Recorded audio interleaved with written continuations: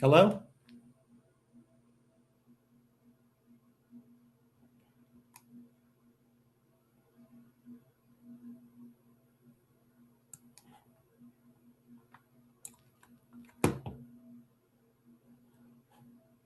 If you like, you can wait a couple minutes All right. Are or we you can all start. here?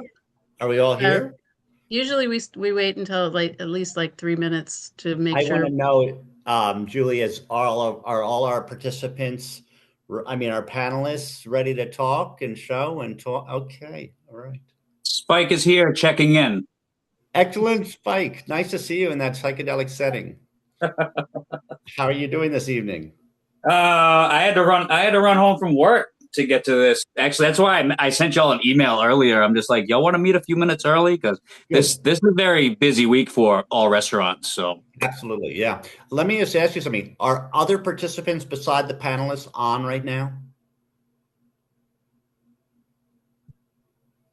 There are 70 people logged Watching. in. Okay. Hmm. Okay. And so we have, we're going to wait a couple minutes. Does anyone else want to chime in? What are your plans for Valentine's Day? Are you cooking? Are you excited? Talk to me. I see some hellos from across the country. So if you look, you can see some hellos from different places. Oh my God, this is wonderful. We have 50 people in the webinar now. Greetings from the Oregon coast.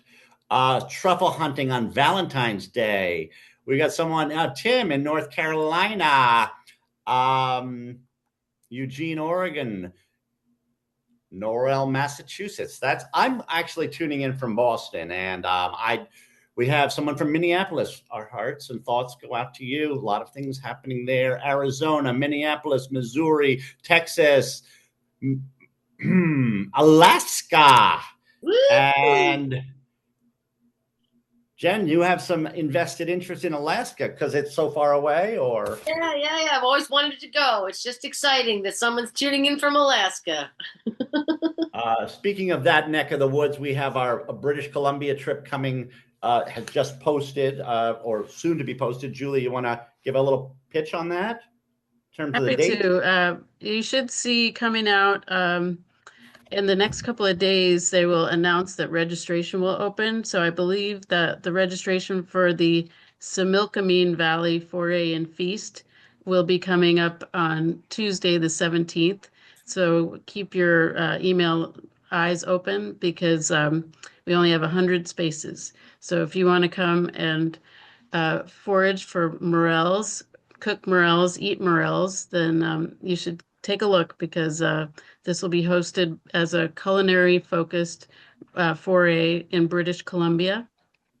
So that'll be the actual event is happening June 1st to the 4th. Thank you, Julie. Mhm. I'm looking very much forward to that. And there was an announcement about our Michigan trip in August. That'll be very exciting. And we're cooking up finding local talent. We have like a call for entries, a kind of request Yeah, if you know for. anybody that is a chef who also forages, send us a message. We'd love to hear about those people. We're thinking about anybody from the middle of America. You could be from Canada too. That's okay. You could be from Mexico. You We could be have from uh Mexico. we have Herrera here from Mexico City. She's online. Shout Great. out to Mexico. That's awesome. Um, Julie, I'm going to take your cue in terms of when we start. Okay, Um, I think it's 5:05 now, so I'm th feeling like we're up to 84. So Lovely. you're welcome to start if you like. What I'd like to do, if the panelists and the chefs don't mind, just saying just a hello and a wave, just to show the live component, because we have four components to today's event. Um, Three of them were pre-recorded, but your chefs are online right here. Julie Schreiber and Jen Fine. Levine. Levine. Thank you. They are our pastry chefs, and they're going to close us out with three Cream cream puffs. Three cream puffs. But I want to just give a shout out to Vermont. Those two chefs are in California. Shout out to Vermont, to Carolyn. Can you say hi to us just real quick? Hey everyone, hey from Vermont. I'm excited to share my Ischnoderma spritz with you tonight. That's a wonderful opening drink, a spritz. And then we're going to go over to Spike Mikulski. Did I say that right? Mikulski, but it's close. Welcome everybody from Rhode Island. Spike's going to be our entree. Our appetizer. Correct. And then our next chef up will be Gilbert from Gloucester, Massachusetts. And Chicken wants to welcome you. Thank you, Gary.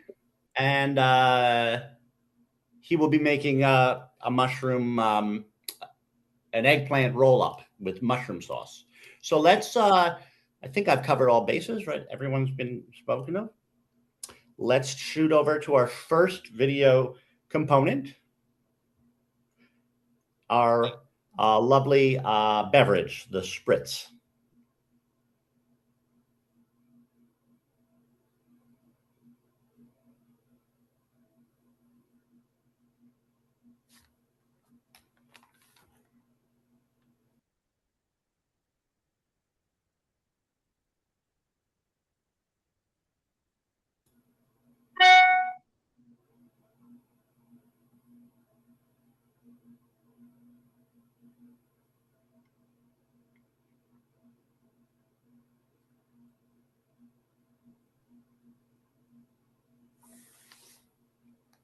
Can you guys hear that? No, No. that's audio.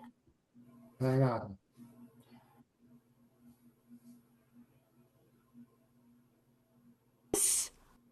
Hi everyone, it's Carolyn from Fresh and Foraged, and today I'm going to teach you how to take this jar of dried resinous polypore mushroom slices and turn it into this rosemary infused Ischnoderma syrup, which we will then use to make this lovely Ischnoderma spritz. It's sweet, it's sour, it's earthy from the herbs and from the mushroom, and it's got like a little bit of like a woodsy note as well.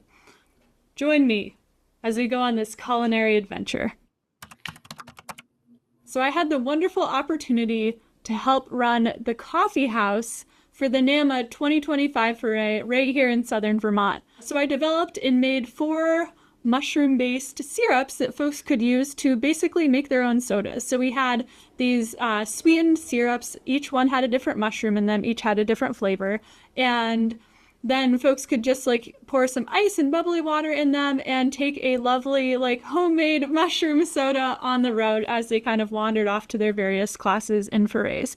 So today I'm going to share with you how I made one of my favorites. This is the Ischnoderma spritz. So Ischnoderma, also known as resinous polypore, steak of the woods, that weird drippy mushroom, why does it have those amber droplets on it, and many other wonderful and strange names. So the one I'm using today and the one that I typically work with is Ischnoderma resinosum, the resinous polypore. There is some debate in the mycology community, but some folks say there is another separate species, Ischnoderma benzoin, which grows exclusively on conifers, whereas Ischnoderma resinosum grows exclusively on hardwoods. But we'll see, time will tell as kind of more DNA testing is done and folks work a little more on those genetics to give us the final answer. So this is one of my favorite mushrooms. It's really common where I live here in Vermont. There's not many sightings in Canada or Mexico, but mostly it's sort of in like the eastern half of the United States. So I typically see this mushroom fruiting heavily in the fall on down hardwood logs, but I've also seen smaller fruitings in the spring as well. And basically where the resinous polypore gets its name from is it's very common to see this mushroom with these beautiful little amber colored resinous dots dripping down from the bottom of the mushroom. So in the mycology world, we might call this guttation or exudate, exudate meaning just something that the mushroom is exuding. But more informally, you might think of it as mushroom sweat. And this happens most commonly on the young specimens. If you're wandering through the woods and you see sort of this like remarkably soft polypore, it's remarkably soft for a polypore. It sort of has like a white band around the outside, but sort of these like brown bands, concentric bands going out on the cap. And then the growing edge is tender and white. And it's often really overlooked. Folks are out there, if they're going to go for a mushroom, they're going to like maybe try for morels, so we don't get too many here, but definitely go for like your chicken of the woods, your hen of the woods.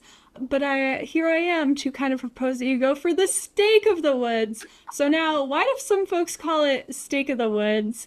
That's because it has this sort of like interesting flavor. Some folks really say that the flavor, not the texture, is kind of uncannily similar to tri-tip steak. I don't eat a lot of steak, so I can neither confirm nor deny, but I will say it does have sort of a like gamey, like meaty flavor, which actually makes it one of my favorite mushrooms to work with if I'm creating a mushroom-based broth. It could pass as a vegan beef broth, so I really like to use it for that. But my big challenge for Nama was to kind of turn this into, it's really easy to work with the resinous polypore in savory applications, but I wanted to see how I could kind of bring that into the sweet realm. So the first thing I did was I like made some broth and I tasted it and I was like, this really does like taste gamey, sort of like a wild meat almost. And so of course my mom was like, well, what's a really common flavor combination with meat? And of course rosemary popped into my head, and I always love pairing a little bit of thyme with mushrooms. I think it goes really well with those sort of like woodsy notes that mushrooms have. So a lot of times I'll kind of put some thyme in my concoction. So right off the bat, I was like, okay, we have this like meaty mushroom. We're trying to take it from savory to sweet. And let's work with rosemary and thyme. And then, of course, I'm a very visual person. So I was like, this is going to be one messy little muddy brown syrup unless we do something to kind of perk it up.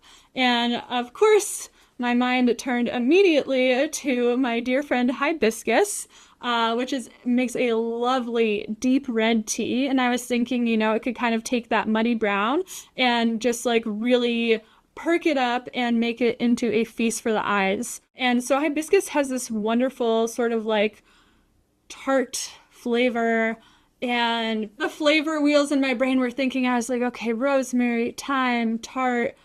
Okay, lemon often is paired, like lemon and rosemary is kind of like a classic combo. I like to use it a lot on potatoes. So I was like, I think we're going to take the little bit of sourness that's naturally present in this hibiscus and just sort of like amplify it, turn up the dial a little bit. So that way, when I add the sugar to the syrup, it's sweet, it's sour, it's earthy, from the herbs and from the mushroom. And it's got like a little bit of like a woodsy note as well.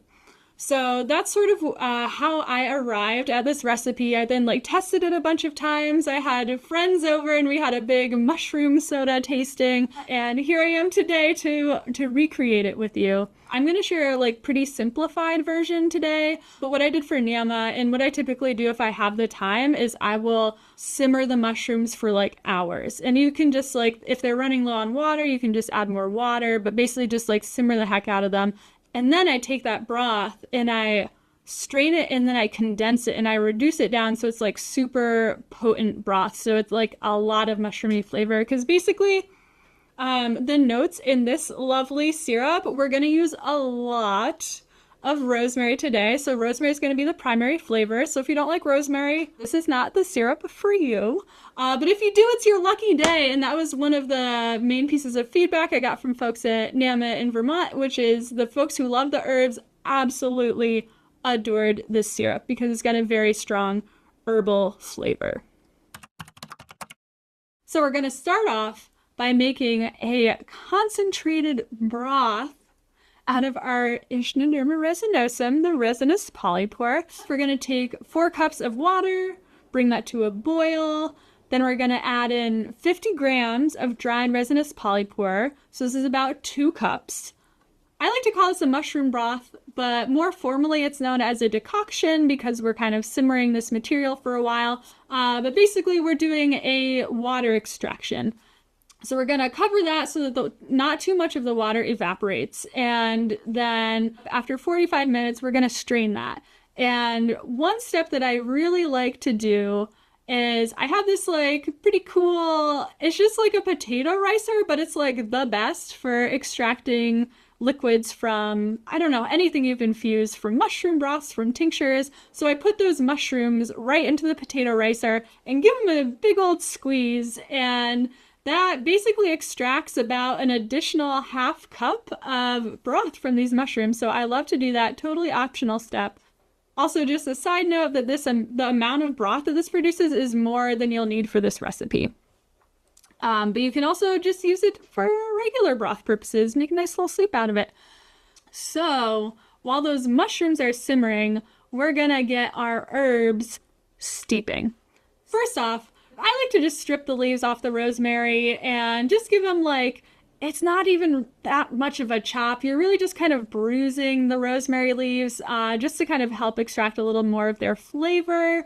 And we're going to put those rosemary leaves into a quart mason jar along with a teaspoon and a half of fresh thyme, a 1/3 cup of dried hibiscus, that's 10 grams for the folks at home, and also 1.5 cups or 300 grams of sugar.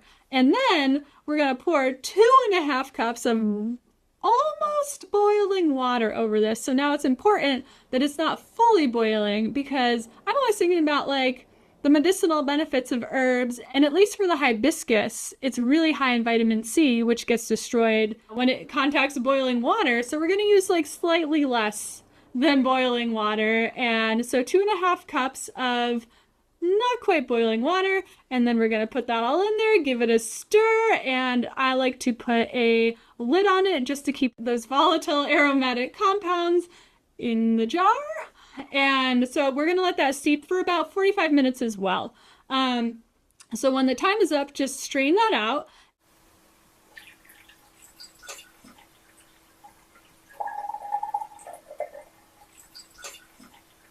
And then add in your half cup of super concentrated mushroom broth and the lemon juice.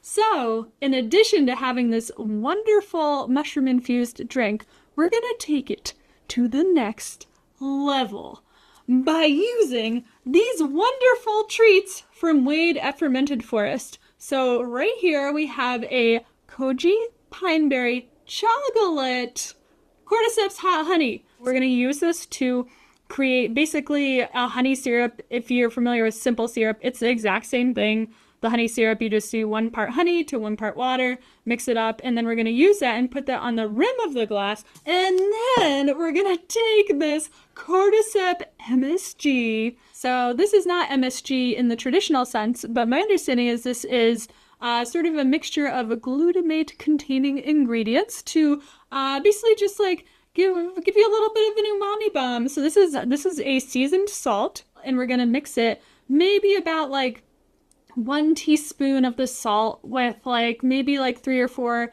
tablespoons, so about 1/4 cup of sugar to make sort of a sweet and salty rim. We're going to take the glass and we're going to dip it in the chocolate hot honey mixture, and then we're going to give it a dunk right in this cordyceps MSG plus sugar rim and kind of whirl them around a little bit. And usually here I would use ice, but today I did not have ice in my freezer. I had frozen cranberries, so we're using cranberries for additional festivities. Cranberries, they're not just for Thanksgiving or Christmas. You can use them any time of the year. So basically we're using our little cranberry cubes and pouring in the syrup, topping off with cold bubbly water. We're gonna have this lovely, honestly just a feast for the senses. You're getting a nice hit of mushroom broth. It's a feast for the eyes, a feast for the taste buds. We've got sweet, we've got sour, we've got cordyceps MSG. We have 2 forms of cordyceps in here. So I hope you'll give this a try at home. Let me know if you make this recipe, what you think of it, any questions you have right below in the comments, and enjoy! Thanks all. Bye.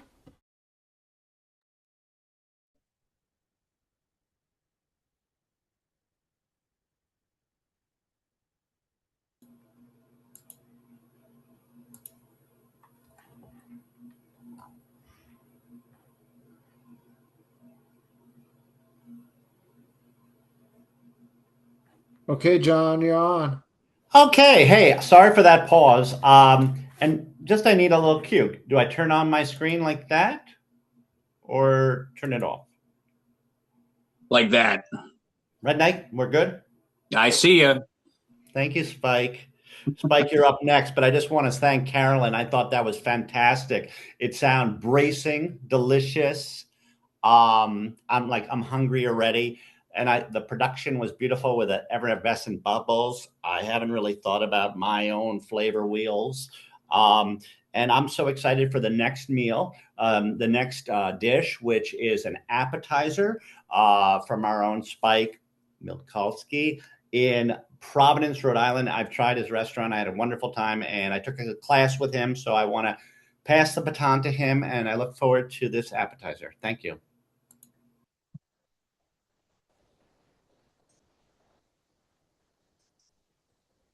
Webinar hosted by the North American Mycological Association's Culinary Committee team, and it's our Valentine's Day special, where a few of us on the team have come together to share some recipes and ideas for Valentine's Day, which is right around the corner.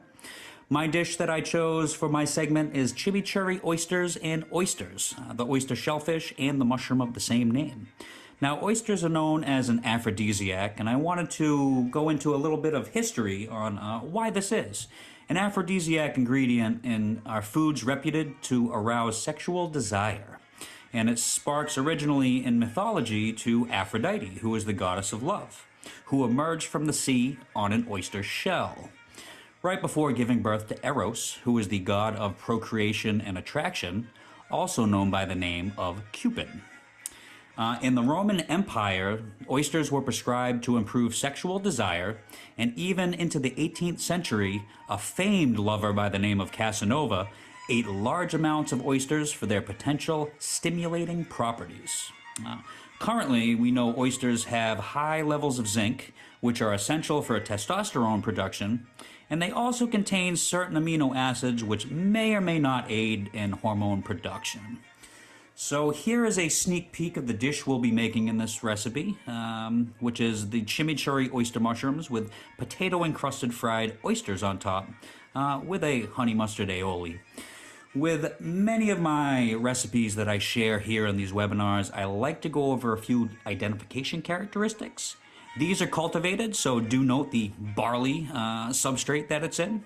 But going into the mushroom itself, these oyster mushrooms are characterized by the long gills that are decurrent down the stem, and they also have these drab, smooth caps on it, which is, oyster mushrooms aren't so exotic looking for the most part, so they have these colors and very plain. Note the margin here. We call this concate. Concate is a shellfish kind of a characteristic to it, where the margin comes over the edge of the cap. And notice how these also come in tiers. They stack on top of each other. Now, these are cultivated oyster mushrooms, but all these characteristics I just kind of went over go through all the different oyster mushrooms that we have in the wild or other cultivated species, just to touch base quickly on some ID characteristics. Now, the ingredients, we have olive oil, salt, sugar, cornmeal, potato chips, Dijon mustard. We have a few greens set aside. I chose chard, saffron, bell pepper, garlic, red wine vinegar, oysters, not to be confused with the oyster mushroom. These are the actual shellfish oysters, milk, egg, honey, shallot, lemon. We have dried oregano and a bunch of fresh herbs, rosemary, mint, and parsley that all are going into our chimichurri with the oyster mushrooms. So going into the oyster mushrooms as our first preparation, we do want to clean them, we do want to chop them, and when we chop them, I like them to be bite-sized, or you can fit a piece or two on a spoon. So here I grab a pot, I put all my clean chopped mushrooms in, and I turn the flame on high. And now I'm going to take a little bit of water, just a little bit to coat the bottom of the pan, to activate this as a steam chamber once I put a lid on top. Now, once you see the steam profusely coming out of the sides of this, you can shut the flame off and let it sit for a few minutes. After that, that steam is going to fully cook all these mushrooms. Here I'm just stirring it to make sure that all the mushrooms are cooked the way that I want before I'm going to set it aside and add to my other chimichurri ingredients, which are all of the herbs, dried and fresh, the bell pepper, the shallot, and the garlic. We're going to blend these together, add some olive oil and some red wine vinegar, and stir these all together before adding our cooked oyster mushrooms, tossing it very well, and I'm going to set this aside in the fridge for at least a half an hour. Here I have salt and sugar. I'm just going to blend a little bit on the side, and this is going to be for our fried greens, which we're going to fry at 275 degrees just until they're crispy and translucent. And once they come out, while they're a little greasy, I want to coat them with the salt and sugar mixture to add a little crust to them. So for the sauce, we have egg yolks and lemon that we blend together before we emulsify it with the olive oil. Now, once we emulsify it nice and thick, we're going to add some Dijon mustard and some honey, ideally making us a honey mustard mayonnaise or honey mustard aioli. Now, our oysters, we don't want anything to do with the shells in this, so we're going to shuck them, discard the oyster. We're going to inspect all the meat, make sure there's no sediment or dirt or other foreign objects, and we're just going to take the meat out. Once we have our meat, we're going to go to a breading station. Here I have a 3-bay typical dry, wet, dry breading station. The first bin has some seasoned flour. The second bin has some egg and a little bit of milk. And the third bin has cornmeal, also cut with a little bit of flour. And we go into the first bin, into the second bin, into the third bin, right into the fryer-later. Here I fried them at about 325 degrees until they're crispy. And we set them aside. Now, for the next step, we do want our potato chips, but we want a crust, so we need to crush these. The easiest way for me to do this is just to put them in a bag and crush them, banging them around, and we can set these aside. Now, the other ingredient that we need to coat these is we want our saffron-infused honey, where we're just going to take a pan with a little bit of honey to warm it up. We're going to add some saffron threads in, and just kind of stir them around to help release that essence of the saffron into the honey. This adds a great aesthetic to the honey, gives it a little bit of flavor and oomph that kicks it up just a little notch. So we have our oysters, we have our honey, we have our potato chips, and I just have a rack on the side, so I'm going to brush the fried oysters with the saffron honey, roll them into the potato chips, put them on the rack, and we'll set these aside until we want to serve this, where we're going to put them in the oven and make sure they're hot. Now our marinated chimichurri oysters, squeeze out as much liquid as you can in your hands, and to plate, we're going to put them in a cookie cutter, off-center on the plate, press them down, pull the cookie cutter up, and then we're going to add a couple fried oysters on top, and we're going to take our fried greens that we coated in the salt and sugar, stick them on the top just for a garnish and aesthetics, and that aioli that we made, we're going to put a dollop on the plate and drag a spoon right around to give it a little bit of class. And that's it. Happy Valentine's Day, everybody. And that's it for my segment. So let's continue our Valentine's Day special for the Culinary Committee.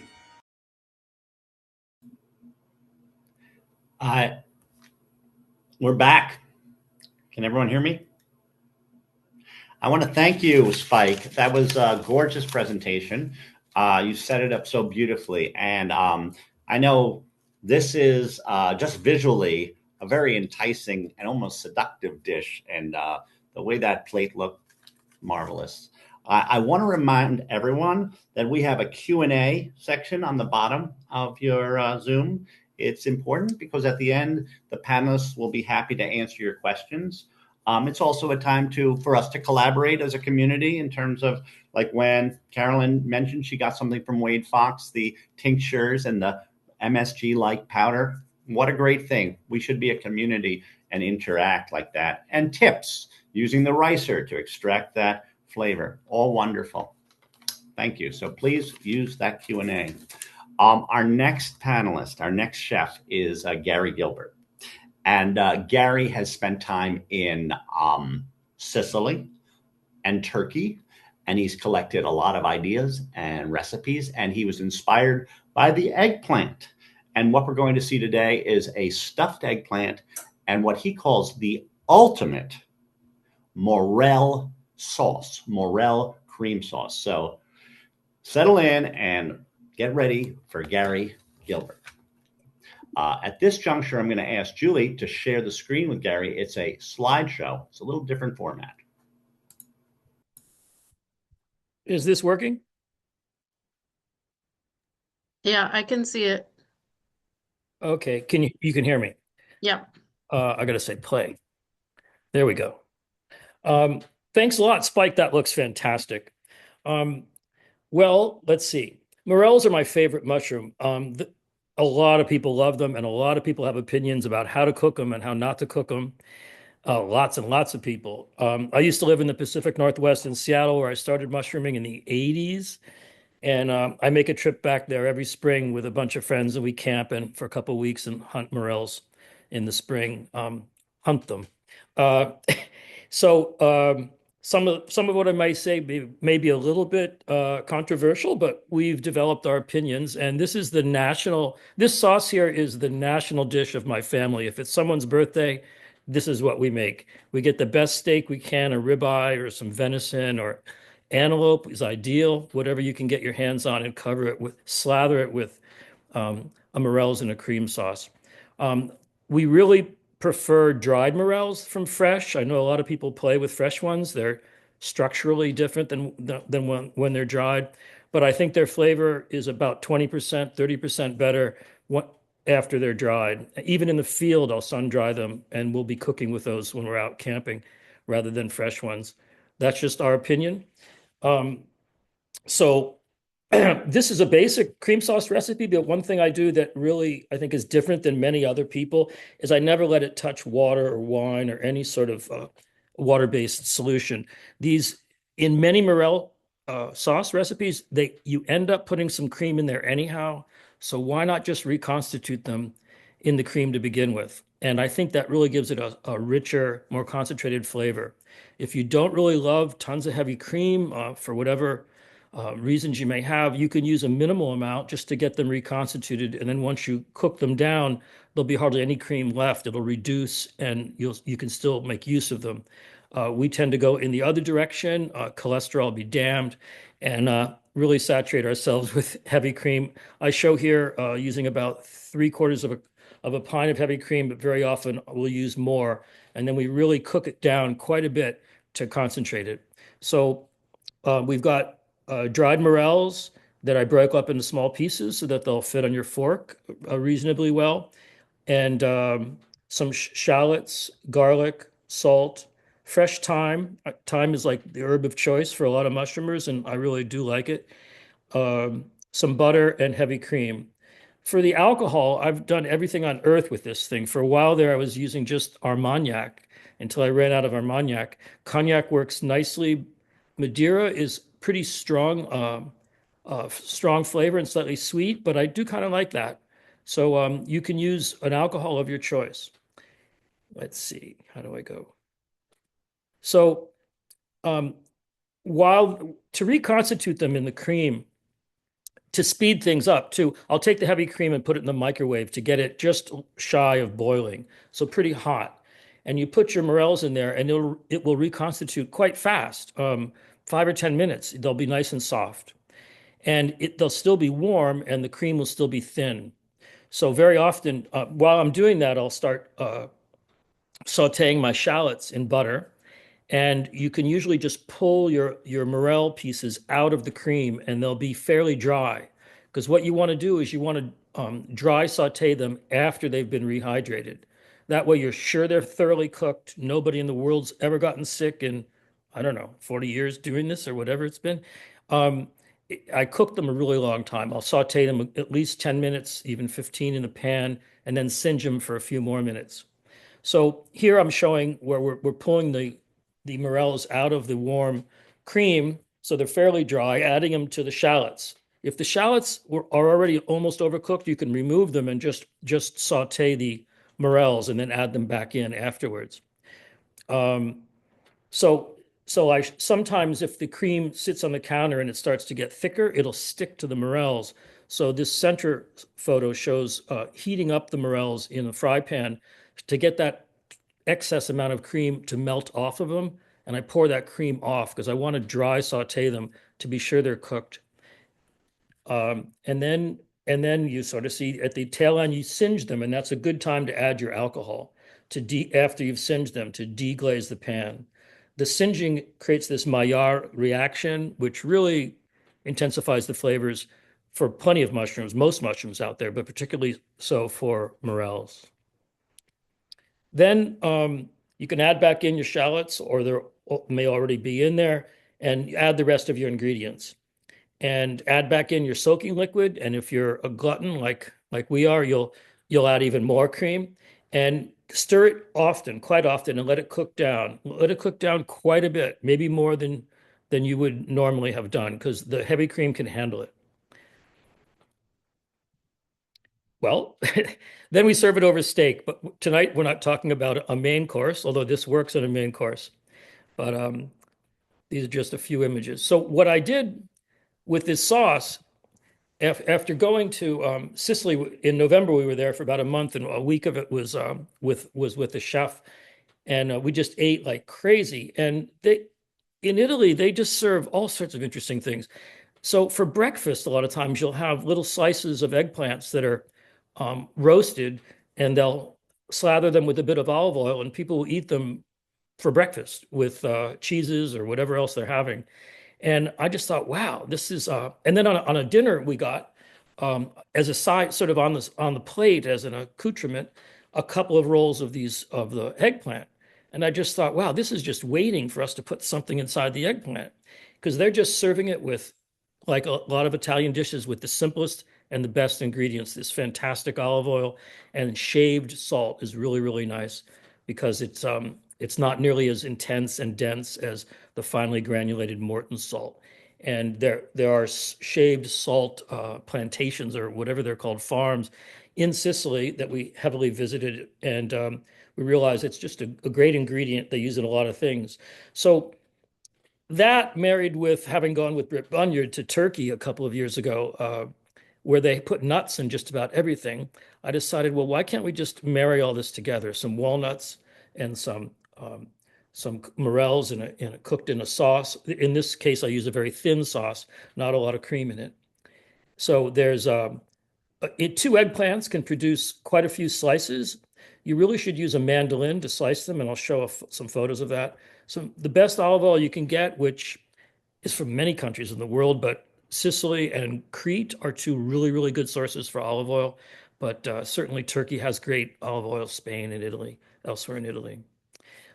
Paprika. And then for the mushrooms, I think you could use shiitakes, anything that has a reasonably strong flavor to it. There's a slew of them. Hen of the woods could work, but I think this works quite well with morels.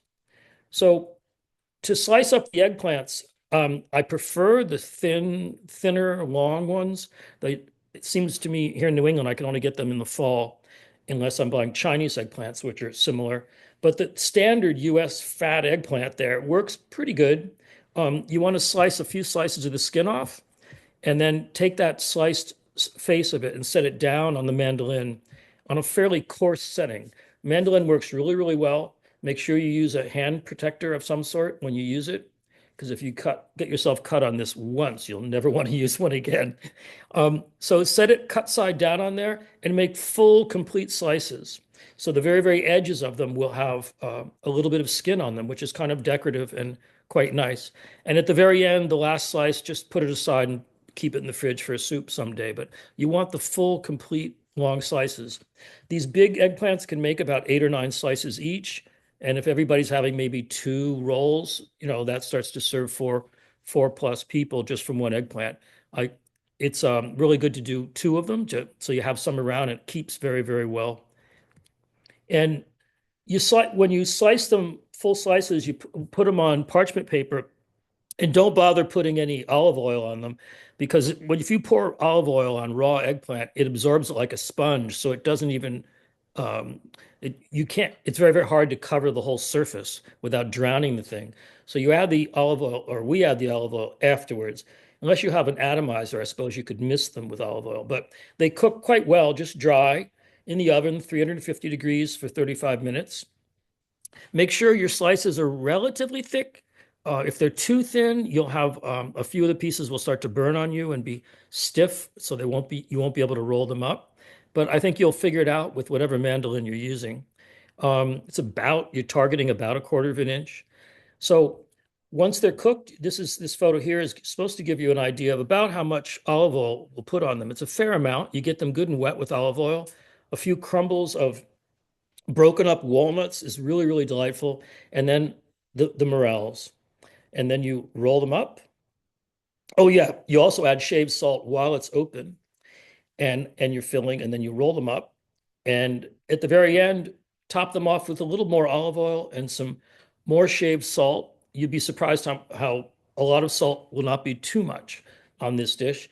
And then we use a little paprika on top just as a garnish. So there's your dish. Thanks.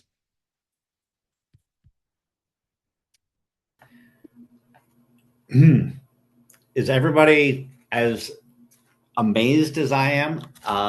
This is amounting to quite a feast, and everything is so complimentary, and each presenter has their own style, and I really want to thank everyone. I do want to remind you there's the Q&A, and at the end, everyone will have a chance who has presented to reply to any questions.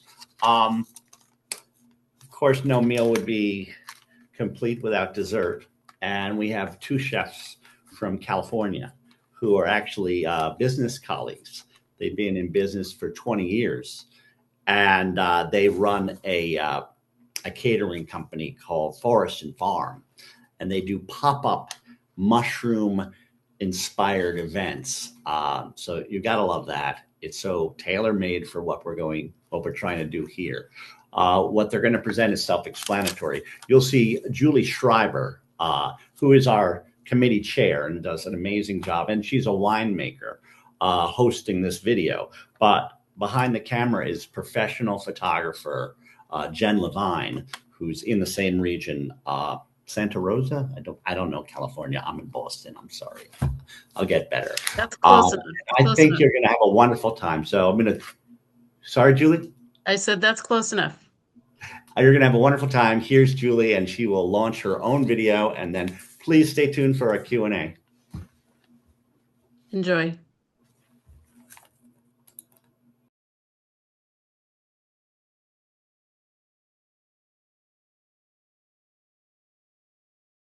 I'm not hearing that.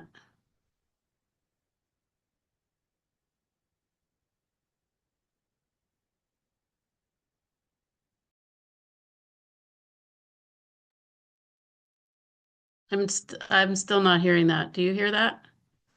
No, there does not appear to be any sound. We're going to work on that. Let's reach out to Trent. Thanks.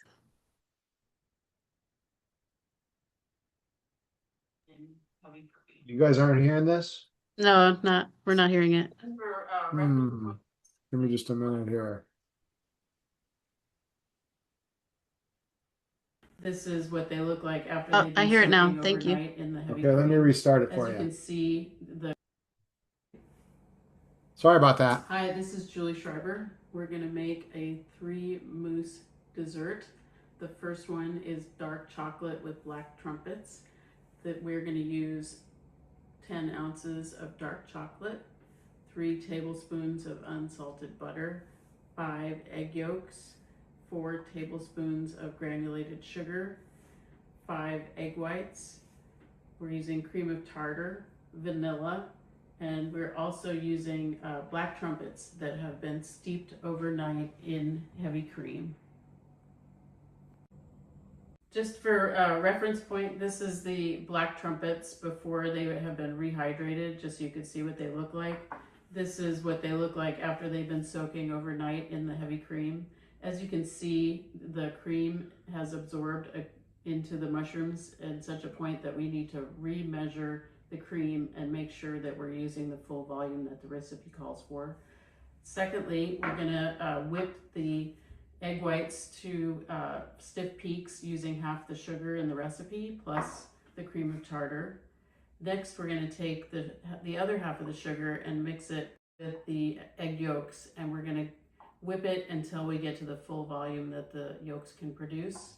And we're gonna melt the chocolate with the butter. Following all of that, all of these things are gonna be combined together.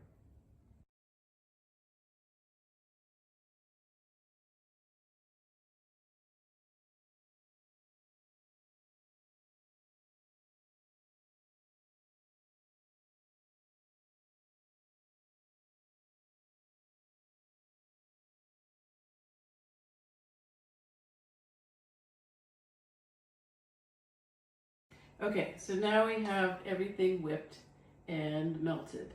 So we have the egg yolks that were whipped until they were full volume, and we have the whipped egg whites here, and we're gonna mix the two together by folding.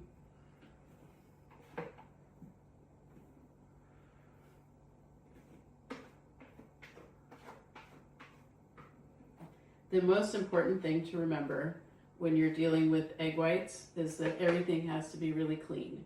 So if there's any oil left in the bowl or on the beaters, you won't get your egg whites to whip. So keep that in mind when you're doing that. All right, so now we're gonna fold the egg yolks and the egg whites together.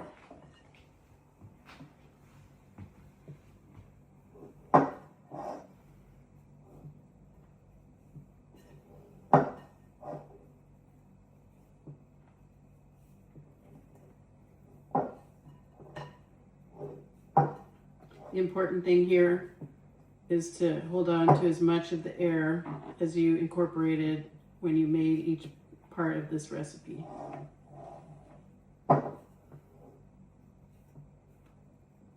Okay, next we're adding 1 ounce of vanilla, which is 2 tablespoons, into the chocolate and egg mixture.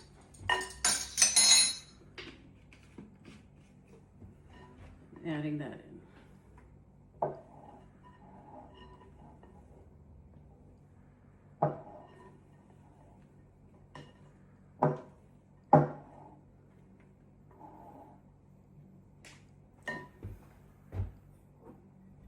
Lastly, we're going to add the cream that had the infused black trumpets, and we're going to fold that into the mousse.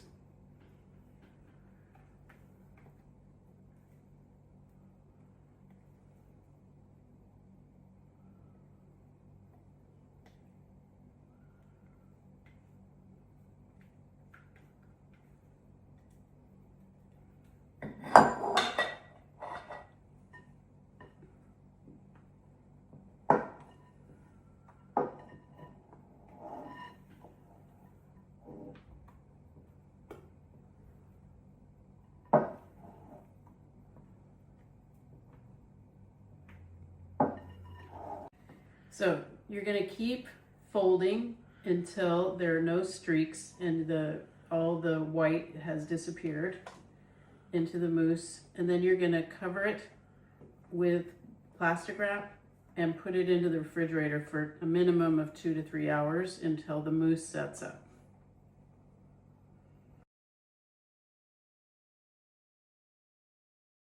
Next, we're doing a blueberry and lemon mousse. So we're going to start by zesting the lemon.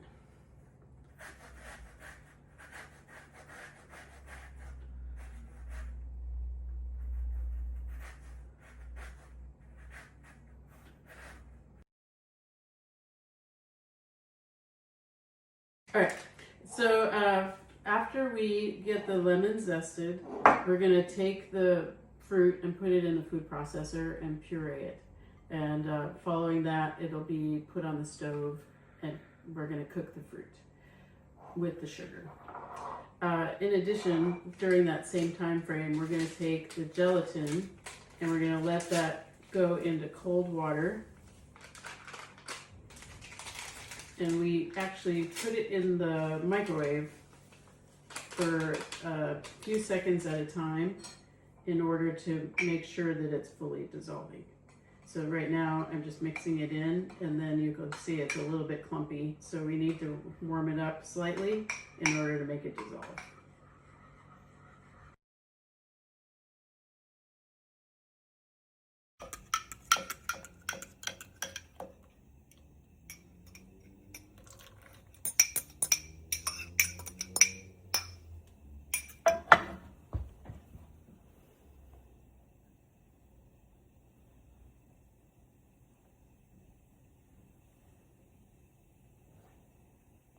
This is the blueberry mix with the lemon zest and the sugar and the gelatin, and we're bringing it up to a boil and then turning it off. Then it will cool and we will fold in the whipped cream.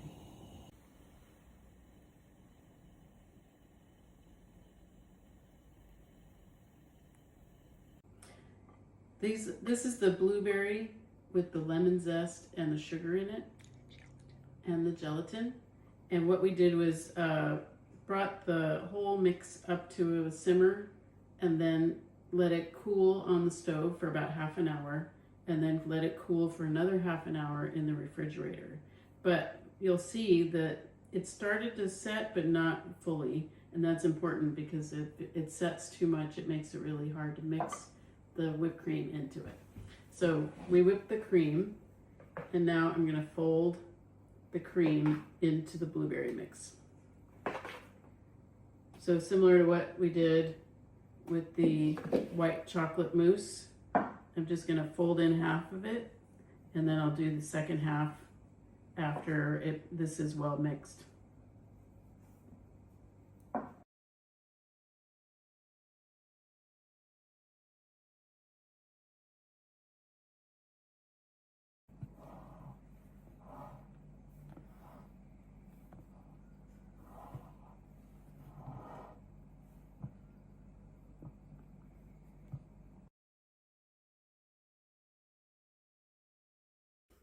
So next we're going to make a white chocolate candy cap mousse.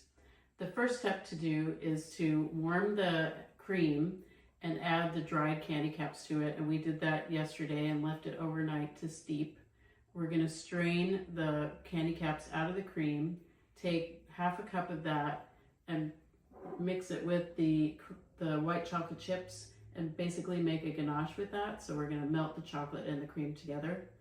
Then we're going to take the balance of the cream and whip it with the powdered sugar, vanilla, and salt. So for those that have never seen candy caps before, I just wanted you to take a look. These are what they look like. Once they're fresh, they're more like fenugreek, and when they're dried, that's when you get that maple flavor that we always talk about.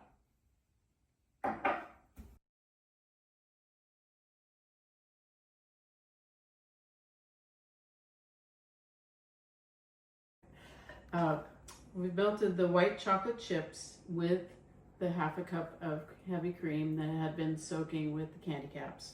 So you can see the chocolate is melted. And we did that in the microwave, so you just have to do it a few seconds at a time until you get the melted consistency you want.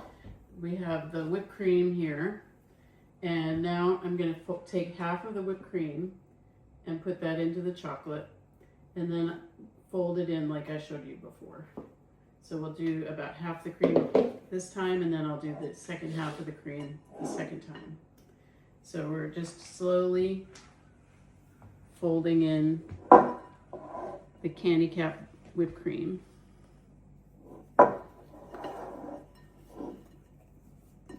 Again, you're trying to get rid of the streaks, and it'll all be one color. So I'm taking the second half of the whipped cream out of the bowl and into the chocolate mixture. And now I'm going to fold again. The idea being that you're trying to keep as much of the air in the mousse as possible. So we're trying to get all of it to be one color. So get rid of all those streaks and patiently fold it in.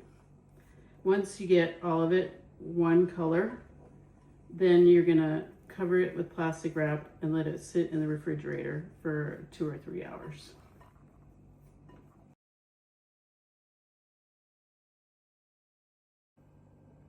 So we're gonna make a pâte à choux pastry, which is the same dough as you would use for cream puffs. We start with half a cup of water and milk, which is now in the saucepan. I added salt and sugar and half a cup of butter. We're gonna bring that up to a simmer and then add all of the flour at once. Following that, you stir it on the stove until the dough comes away from the sides, and then let it cool slightly, and then we add the eggs one at a time in order to get just the right consistency for the dough.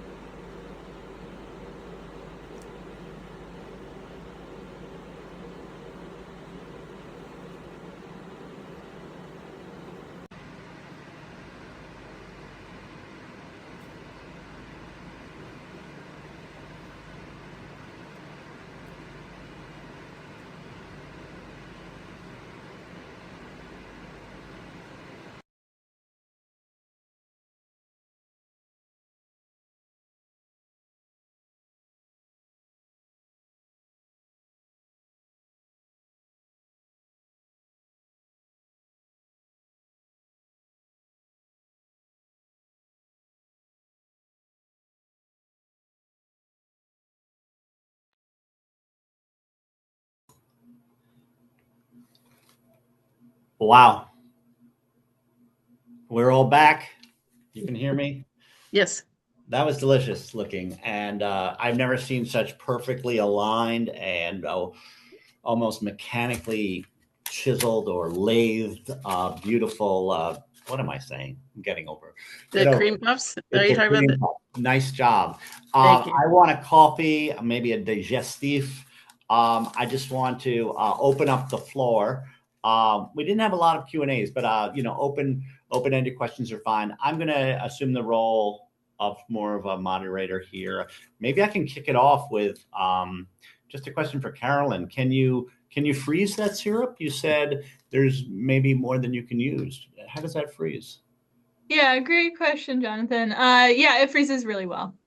That's usually what I do with the leftovers. And you can also half the recipe or make a quarter of it if since you only really use like a little bit in each cup. But yeah, freezes well and it keeps about a week in the fridge.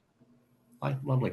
I'd like to open this up to anyone who knows about the chemistry and nutrition, because you said if we slightly boil things too much or whatever, then we deplete. Is the same thing for freezing? I doubt it, right? You can freeze without losing, maybe flavor moves down a little. I think when I had mentioned the boiling, that was specifically just for like vitamin C, and I don't think freezing harms that at all. Okay. I'm going to just pop over to a question we got. By the way, we're not on for tomorrow night. That was a little typo. This is it. This is just one part. There's a question here for Gary. Do you happen to see it? It's from Ellen about where she can source. From Terry. Where can she source, or he, pardon me, or they, where can they source morels? There's 1,000 options. I'm sure if you Google it, I have more than I can handle. Send me an email and we can talk. Terry, that is an excellent offer. I would jump on that. I'll go look and see in the chat if a deal has been made. I have an interesting question. I'm going to read it verbatim. It's from Ellen. Hi, Gary. I keep experiencing my reconstituted morels having the texture of chainmail. I soak them in warm water for 20 minutes, sometimes longer. Ours in Georgia get pretty big. Then I saute them in butter until caramelized. What keeps causing this? My fresh morels are fine, great texture. Well, it sounds to me like you're drying them at too high a temperature and sort of singeing, burning them. You can sort of do that with porcinis too if you're up above 135, 145. I would dry them at 95 to 105 degrees. 95 or so is nice. You can just throw them in the dryer and go to sleep. It doesn't matter how long they're in there. But if they're dried too much, you might have that problem. And then reconstituting them, I would bring the heavy cream up to just shy of boiling. Or if it's going to be, I don't even want to talk about water, but if you're going to do it, have it solidly hot. I think the water is just going to take all the flavor of the morels out, but it's the heat for reconstituting and for drying. Do you feel strongly about rehydrating in cold water, warm water, or hot water, or cream or whatever? The temperature of the rehydration, does that mean anything to you? For other mushrooms? Just specifically the morels. Sign of the cross. No, I've been to too many restaurants, too many meals with asparagus with morels on top. Well, they look like morels, but zero flavor because they were reconstituted in water. Some people may know how to do it, and I really would wish they would send me their secrets. But wine or water, I think they lose their flavor tremendously. Animal fats needed, like butter, some sort of cream to carry their flavors. It's a molecular thing, and it deals with animal fat.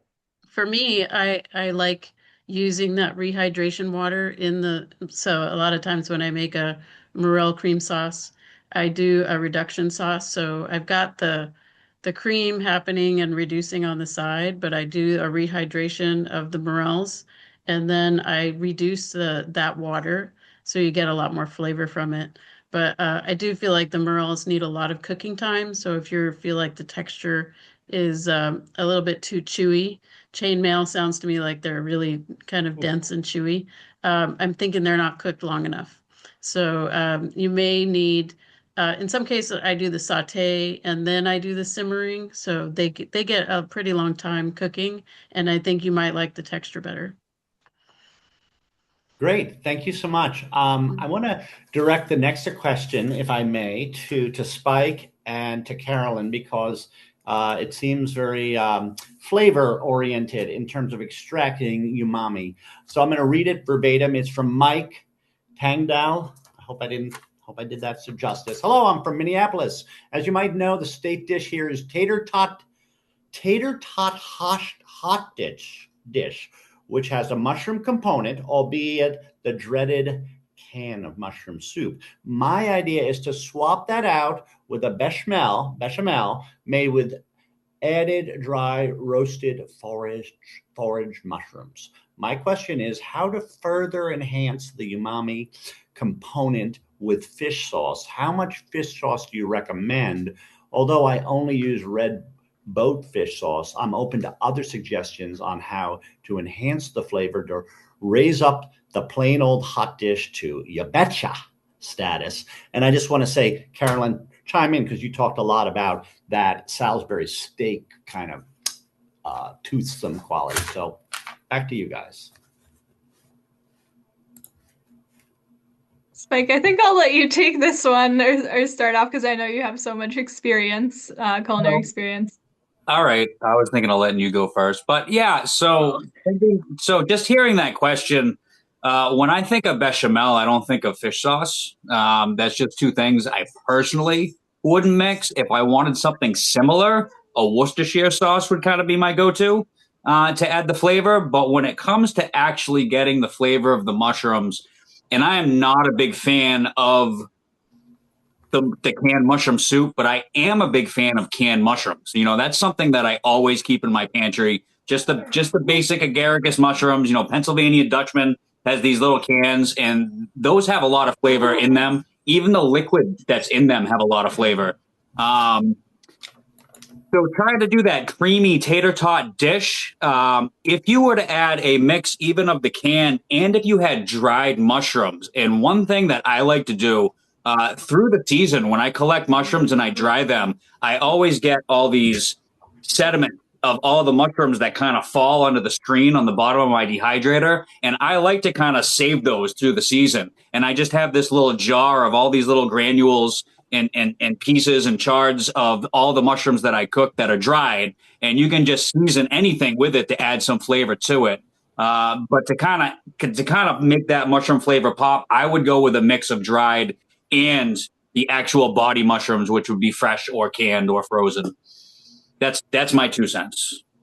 I would like to add, to reiterate that I was thinking porcini powder, which is akin to what you're saying with the dried bits that you use.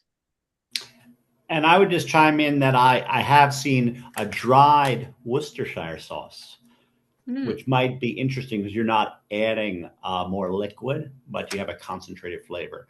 But watch out for the ingredients list. So when you're making the bechamel, you can take the dried mushrooms, the dried porcini or whatever dried mushroom you have, and you mix that in with the flour to make your roux. So you can get a lot of flavor from the get-go by putting, just take an equal part of if you were going to do a cup of flour and a cup of butter, you could take a couple of the tablespoons of flour out and put a couple tablespoons of dried porcini or other dried mushrooms in there. And so when you're making that roux, you get a huge amount of flavor from that. So I highly recommend trying that for your Thanksgiving gravy or whenever. I'd love it to bounce to Carolyn. Did you have any thoughts about this with your mushrooms? And I also want to say, someone asked, could Rose of Sharon be swapped out for your use of hibiscus? That's someone I'd like to give a name to because it was nice of that's from Dawn Lover. You got to love that name for this event. Dawn wants to know, can you swap out Rose of Sharon? Yeah, that's a great question, Don. So botanically they're similar, but I think I find them in flavor to be completely different. So the hibiscus is very like tart, and in the spritz recipe, I kind of chose it for its red flavor. But typically, when I like snack on Rosa Sharon flowers, they're very mild and have more of that like typical mallow family. Yeah, just like a mild flavor. So. I would say I would recommend sticking with hibiscus if you don't have like dried hibiscus. Sometimes you can find it at the store. I think it's called like Red Zinger tea is like a very heavily hibiscus-based tea. So that's an alternate option. That would be my recommendation. If you want to use Rosa Sharon, I think it will take the syrup in like a totally different direction. So I cannot guarantee results. And I just want to, Gary? Sorry. Well, I just wanted to chime in and say, Carolyn, you've done some great things on your website, and it would be great if you want to tell us about it in a quick blurb. But Carolyn makes tea with pine needles. She's tasted everything in the forest floor, so she's cooked with mosses, and so shout out, she would know. Okay, thank you. Yes, the cooking with mosses was something I did as a child. I did not actually eat the moss, and I do not advocate for eating mosses. But yes, I have nibbled on many woodland treats. So yeah, thank you, Jonathan. My website has a bunch of recipes. It's fresh and foraged with a D, so freshandforaged.com.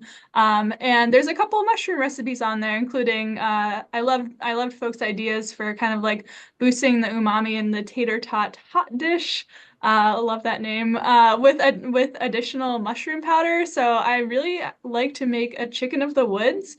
Mushroom powder, like almost bouillon. You do have to use like really fresh, yeah, like actual tasty chicken of the woods.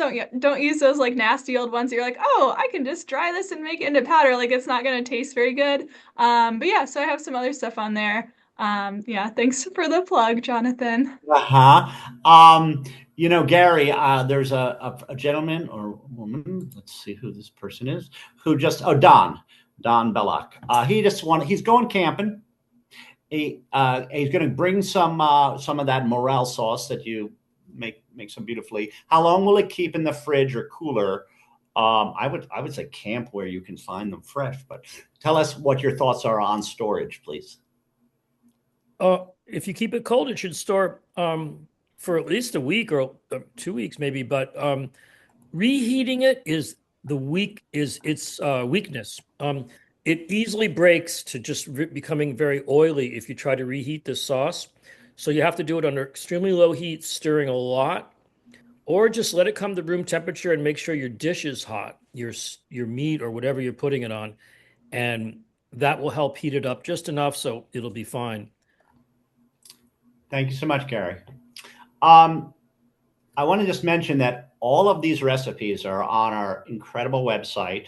So we can post them there. I put them in the link to conserve time. I'm not going to read any URLs, but they're there, and you can reach out to any of us. Spike, a question from someone named Sego S-E-G-O Jackson. I'm going to read it verbatim. I vaguely recall that Spike has a blog or other online presence. Would you mind sharing that, Spike? Also, what other pairings have you done with oysters and oyster mushrooms? Sego has a lot, and he would love to hear your thoughts. So I don't have a blog. I'll just say that much. I am on Facebook pretty regularly in a lot of the mushroom groups and the cooking groups and the poison identification groups. I do have a YouTube channel, but the YouTube channel is specifically about Amanita. So a lot of these videos that I share in these webinars, I do have links on my YouTube channel that I post them to, but they are all hidden, so you can't access them unless you have the link, just like the same video on tonight. So if you want to talk about my blog, it would probably be my Amanita, which is the Amanita of Rhode Island's channel on YouTube. And going into the pairing of the oysters in the oysters, so the dish I shared tonight, I actually made years ago, and I had to recreate it for this dish, for this webinar. So years ago, it was on Facebook. It was in a cooking group, one of Mary Smiley's group, and she had this challenge, this contest, and we had to use a few ingredients to come up with this dish. And that was actually the same exact dish. So when I made it last week to compile the video for this webinar, some of the photos didn't come out and it didn't look as nice as I made it back then. I'm not sure if anybody noticed, but I mentioned using the baby red char leaves to fry. When you actually saw the finished dish, it was actually dandelion leaves because it was a springtime thing that I made years ago. But really just pairing the oysters and the oysters, since we were doing a Valentine's Day theme, and the restaurant I work at is very romantic. It's known for it. We always like to infuse the aphrodisiacs into our menu that we have around this time of year, which mushrooms go good. And my boss that's had it for over 50 years, like he loves anything with hearts, where you have your artichoke hearts or hearts of palm. Anything that's very phallus in shape, like asparagus or mushrooms. And then also the oysters, which are one of the oldest known aphrodisiacs out there that we eat. Whether the science goes on it or not. But there's all these little small things that you can do to really entice the dish to make it more Valentine's Day friendly. But just to answer the question on pairing the oysters and the oysters, I live in Rhode Island. We are the ocean state. We have hundreds of different types of oysters, even more in Massachusetts and more in Connecticut and New York that we source them from. So there's no shortage of oysters from the ocean, and we typically have Pleurotus populinus, our poplar oyster, is very, very common here. We have a few other ones, but typically when it warms up on the wet days, all the down poplar around here always produces these oyster mushrooms. So it's just nice to kind of pair that for this special, if that answers your question. Spike, don't you think oyster mushrooms work particularly well with seafood, generally speaking, more so than meat? I do.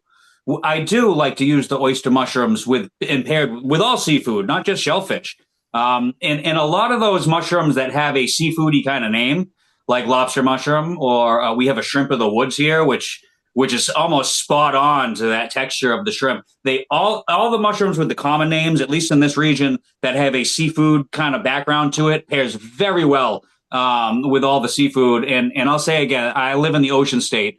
We're no stranger to seafood from a variety of different types. I know Gary lives up the coast a little bit towards Gloucester, which is also world renowned, for the fishermen.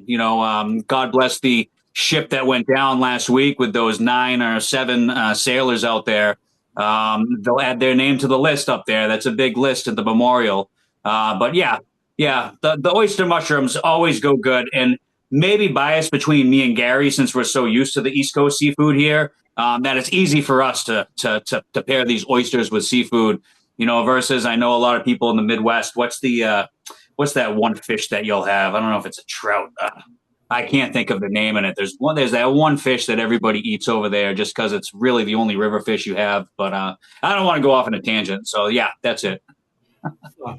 Yeah, someone said maybe steelhead. No, it wasn't steelhead. I almost maybe it's walleye. Walleye. Walleye. That's a more of that's a lake-bound fish in the Midwest. Moving on, I just want to make sure that Julie and Jen have a chance to give their flavor to this evening because they worked hard and it was wonderful. I was kind of fascinated by this idea that when they're fresh, the milky cap, the candy cap.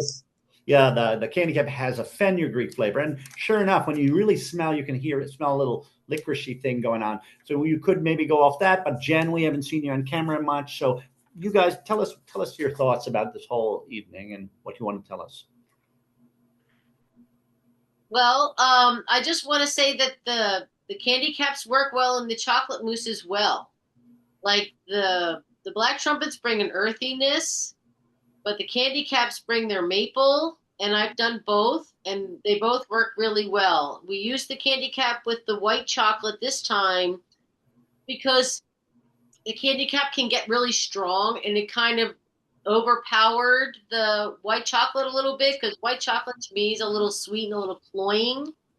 And so bringing that candy cap to the table with it really helped balance it out a little bit for me, for my palate. And just for everybody, we do have the recipes on the NAMA website. So if you go to namico.org and you click on interests, you can see the culinary page, and then you can get a link to all of our webinars that we've done before. You can get links to the recipes that we have for today. So if you're curious, all the recipes are there for everything that we made for this webinar tonight. So you can read up on it anytime you want. Thank you, Julie. When is our hard stop for the night? I'm a little. We have 10 minutes. So if you have more questions, we can go for another 10 minutes. Okay, I don't want to belabor it, but yeah. Want a good thing to end. And Gary, someone asked us a very interesting question, which is, could you reconstitute the morel in coconut milk? That's a really great question. Coconut cream, that's a different thing. It's actually a different product, slightly different product. I make a really good dessert with it, I think would work really well with candy caps, actually. But I don't know. Let us know. This is where experimentation comes in. Can I ask Carolyn a question? if she when she made her broth to begin with, how uh, do you have the proportions for all that in your recipe? Yes, yeah, it's in the recipe. But I used about 4 cups water to 2 cups of the dried slices of the resinous polypore, and so it's like pretty concentrated. I mean, if you look in the or if you watch the video again, like the water kind of like barely covers them, but you then cover the pot, so it's okay. But it makes I mean the flavor of the broth, I think when I was making that syrup was kind of like uh easily overpowered by the herbs, but then I went so I tried to make a stronger broth so that it would like come through. But yeah, so the recipe is on there. Does that answer your question? I'm gonna add alcohol to it, I'm sure. Okay, yes, yeah, you absolutely can. Um, So were you saying that you actually brought it up to a simmer and steeped it, or that you were actually trying to steep it and then reduce the volume at the same time? Yeah, so I shared like an easier method tonight, but for the method I shared that's kind of in the recipe online, I just simmered it for 45 minutes, but then when I made it for Nama or if I'm making it for myself and I have the time, I'll actually then reduce that so it's about like a quarter of the volume. So then it's like really concentrated because yeah, I liked the flavor to come through a little more in the final syrup. That was a great question, Julie. And then you can keep that for a while, right? That syrup would last a long time, or are you just using it all up so you don't know? So the syrup, it's the proportions I think are a little more water heavy than your typical simple syrup. So it's going to be less shelf stable, I mean, fridge stable than that. I've definitely had it last for about a week. But any leftovers, I would say definitely you can freeze it or even freeze it in little like ice cube portions. Um, so you could also use it that way. But yeah, if you love sugar and you want it to the syrup to last a little bit longer, you can just add more sugar in it because that'll help preserve it. You can put like a pinch of salt. So those will kind of help with that. Carolyn, I just want to give you a thought, and maybe others might think about this. Those frozen cranberries were beautiful. One could suspend them in an ice cube, a beautiful ice cube, so you'd have a kind of je ne sais quoi I with a love little ice. that. So that's one thought. I I think that would be amazing. One of my friends also took, you can kind of like snip up little pieces of rosemary so it looks like a tree and like put that in your little ice cube. So then you have like a frozen little tree, a little evergreen tree in there with I love that idea of the cranberry cubes as well. Thank you. I want to just say, what do I want to say real quickly? Well, open up the floor. We only have 5 or so minutes. Any questions? I hate being crammed to the end. Thoughts? Okay, I have one. Anyone? I have one. Go right ahead. This is a service to all 69 of us still on this call, which is a good thing. You know, we're all. You worked with Carolyn. You worked with Wade's artisanal products, right? Yeah. Can you tell us a little bit about? Because it's wonderful to think of us as a community of sharers, and not only of ideas but of materials, because we represent different parts of the country. Tell us about this MSG like stuff, this tincture, and what he's like, because he's on our committee, and we'd like to tell people about what he does. Yeah, of course. And I'm so sad that Wade couldn't be here tonight to talk a little more about his products. But yeah, I think his business is called Fermented Forest. He's just like a wonderful, kind person and like honestly like a wizard with any sort of like fermentation. He's amazing with like he works a lot with koji. I definitely recommend checking out his stuff if you have the chance.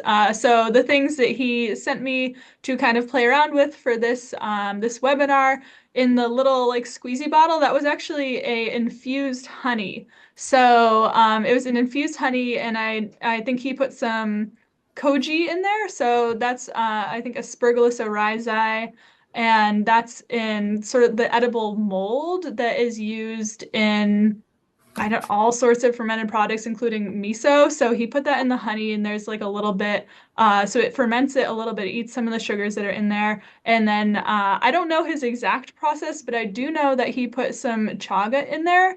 And I'm not sure how he extracted it, but it did give it a little bit of a chocolatey taste. So that's why he called it the chocolate. And there's also pine berry in there as well. And yeah, his Instagram is Fox Among Bears.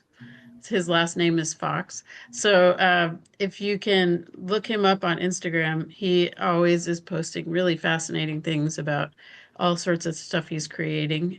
So you can follow along and try to understand all the amazing things that he's creating on almost every day. Yeah, agreed. He makes some like incredible stuff and is like just such an inspiration. And he's very generous. So yes, yeah. Thank you. Well, as we wind down, I don't see any other open questions. If anyone has a urgent desire, they can raise the hand. I'll keep my eyes open on that. I do want to say that all of us have our bios on the sub page of NAMA. I just put it in the comments in the chat. You can reach out to any individual of the chefs, and I don't mind at all being the quarterback and getting your questions answered. Julie, is there anything I'm missing or you'd like to add? I think that the biggest thing is that we are always looking for people that want to be members of our committee. So if you're interested in that, you can let me know. If you want to share for the myco-file or for our website, people occasionally send me recipes that we can share with other folks. So there's a lot of opportunities for sharing with us as well as us sharing with you. So, keep us in mind if you are interested in things culinary.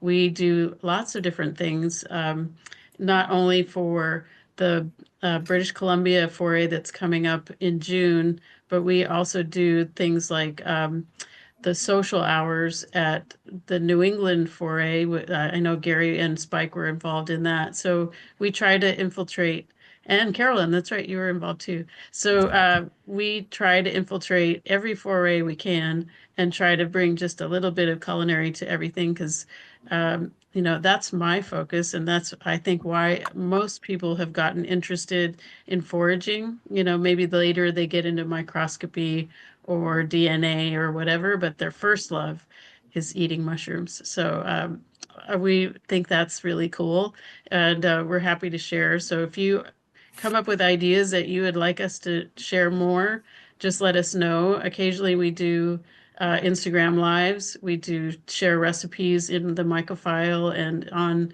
Instagram and on Facebook. So, let us know what you're interested in. We're happy to share. Thank you, Julie. Well, in the last minute or two, I just want to say thanks to our chefs, to Julie, to Jen, to Gary, to Carolyn, and to Spike. I also want to wish everyone a marvelous, passion-filled, and meaningful Valentine's Day. So take good care and keep cooking. Thank you. Thanks, everybody. Thanks, Jonathan. Thank you, Jonathan and Trent. Bye-bye. And Trent, the man behind the scenes, thank you for helping with the tech. Yes, thank you, Trent. Couldn't have done it without you.